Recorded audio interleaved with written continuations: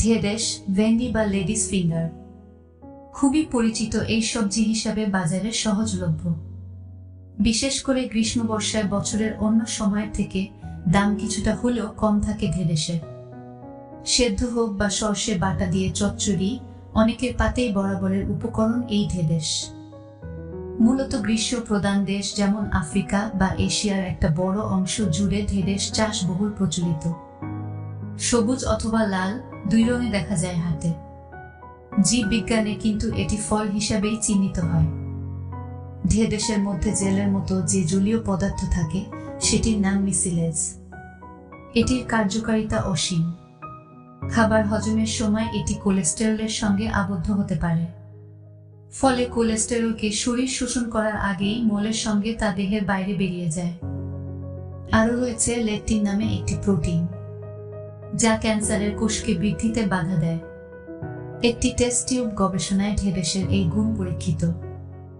ঢেঁড়স খাওয়ার সাথে সাথেই দুটি জিনিস ভুলেও খাবেন না, এতে হতে পারে মারাত্মক বিষক্রিয়ার পরিণতি। সবুজ শাকসবজির মধ্যে ঢেঁড়স খেতে পছন্দ করেন অনেকেই।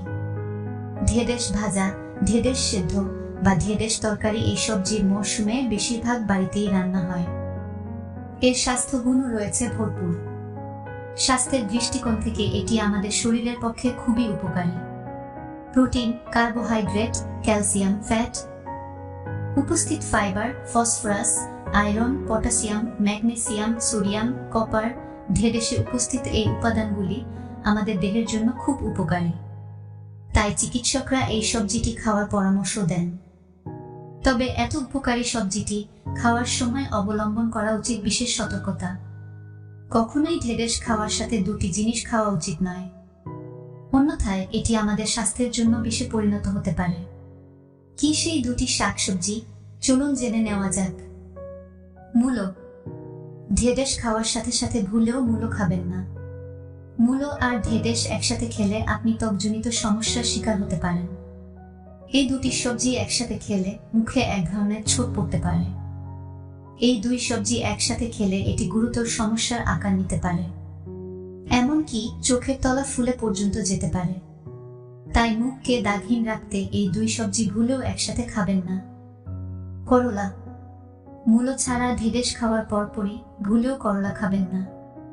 ঢেঁড়স খাওয়ার পরেই যদি করলা খান তবে তা আপনার পেটে বিষক্রিয়া সৃষ্টি করতে পারে। চিকিৎসকরা বলেছেন ঢেঁড়সের পরে করলা খেলে এমন বিষ শরীরে সৃষ্টি হওয়ার সম্ভাবনা রয়েছে যা মানুষের মৃত্যুর কারণ পর্যন্ত হতে পারে। তাই ঢেঁড়স খেলে তার পরপরই করলা বা মূলো সবজি খাবেন না। প্রিয় বন্ধুরা, আমরা চাই আপনারা সবাই ভালো থাকুন। তাই নতুন নতুন শিক্ষণীয় ভিডিও পেতে আমাদের চ্যানেল সাবস্ক্রাইব করে রাখুন।